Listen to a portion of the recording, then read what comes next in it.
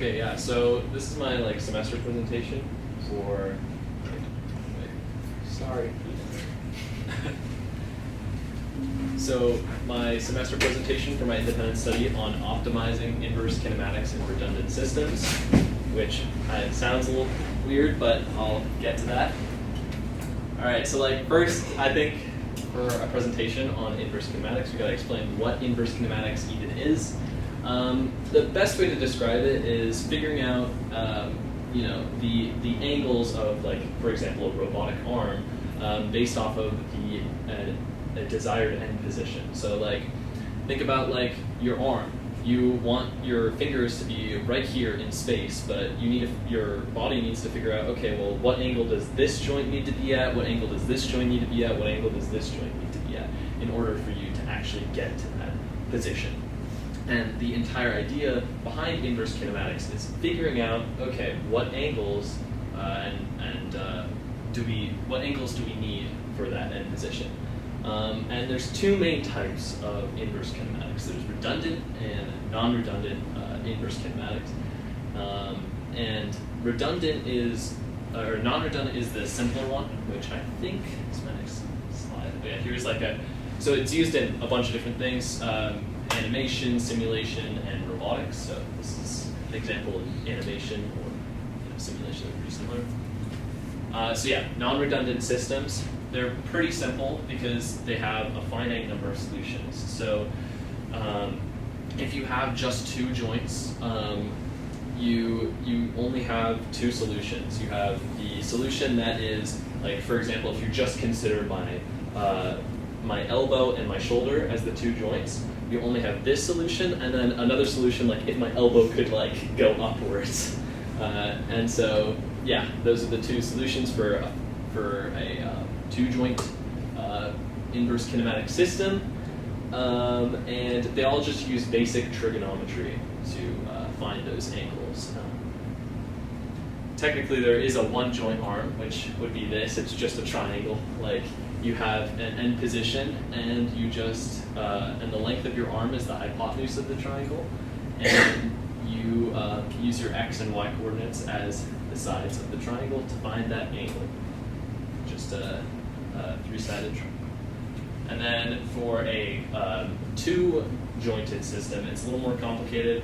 I'm going to try and speed through this since it takes a little bit to explain, but basically the first step is to for your two-joint system, draw a triangle draw a line from your origin point to your end effector position, and then you just calculate the length of that line using your x and y coordinates and the Pythagorean theorem, and then you get a new triangle, which is formed by your two arm lengths and that new line that you drew. And from there, you're trying to find the Q1 angle and the Q2 angle. From there, you start with the Q2 angle, or rather, you use the law of cosines, since you know the length of this arm, and this arm, to find the angle of this joint. And then from there, you can find this joint by subtracting that joint from 180. And then you got that angle, and then from there, you can use that angle by drawing another triangle and finding the lengths of these two sides of this triangle, and that you can then add to this side, you can add to this side, and you get this bigger triangle, which you can then use to find the angle of this joint.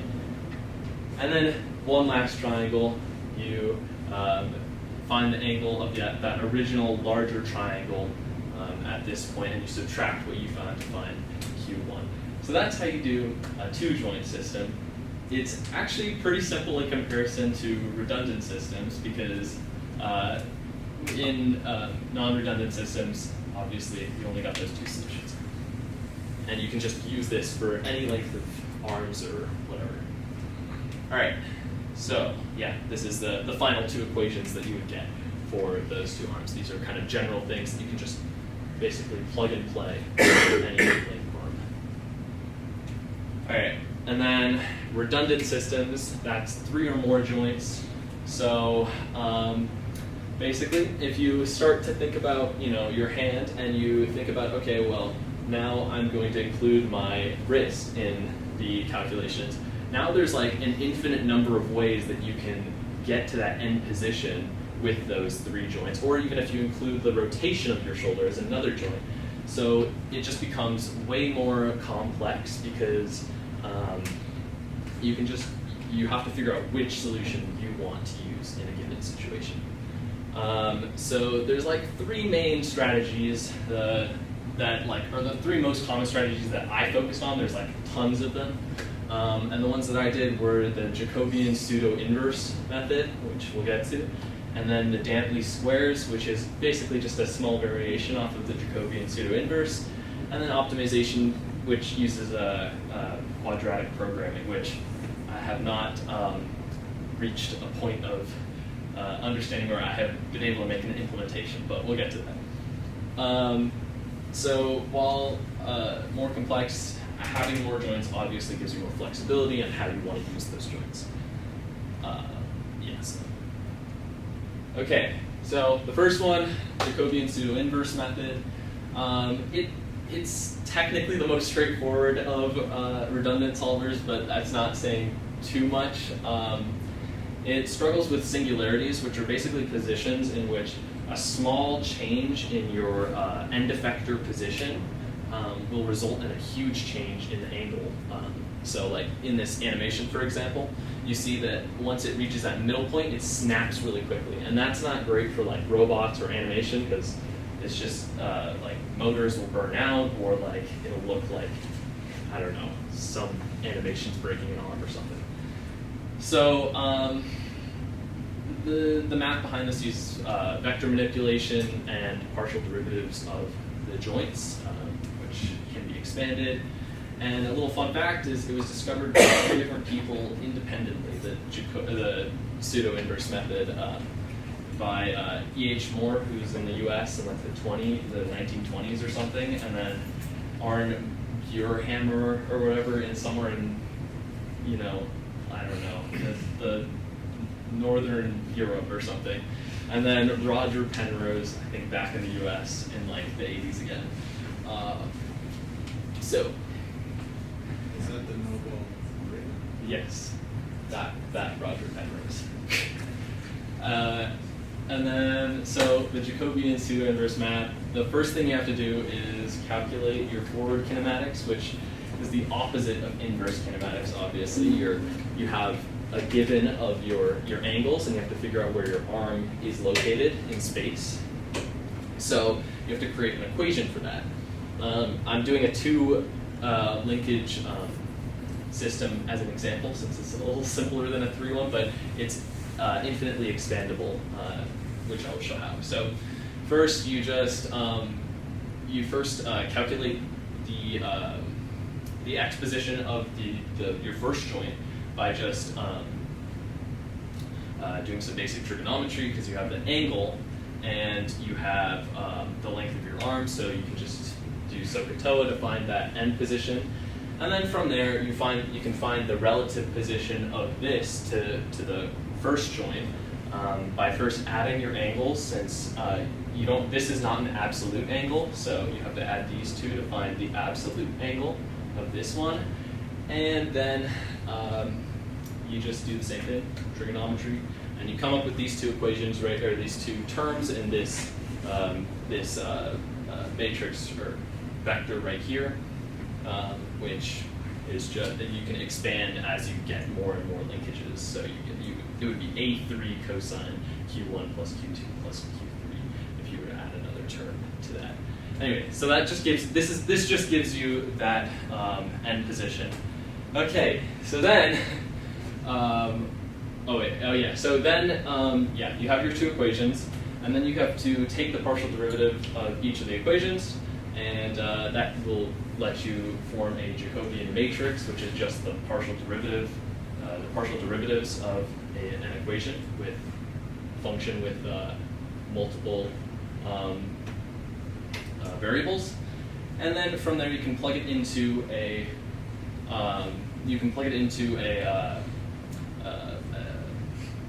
basically the tangent slope formula. So that's what this is. Just think of the formula for a tangent line to a graph. Instead, this is for the plane of a graph, since we're working in another dimension. And that's kind of a visualization. So instead of it being a line that's tangent to the graph, it's an entire plane. And then you can solve for your theta 1 and theta 2 by doing some inversions, which I just let a library handle, because when you get 3 or more joints, there's an infinite number, as we talked about, and you do this by doing something called the pseudo-inverse, which I will get to explaining on another slide.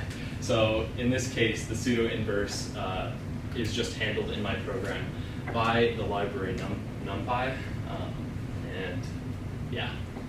And then you can calculate your delta x by just subtracting your target position from your current position, and you can add your delta theta to rectify that error. All right, and then the next method is just a simple addition to the past one. So this is kind of the pseudo-inverse method. Is just okay.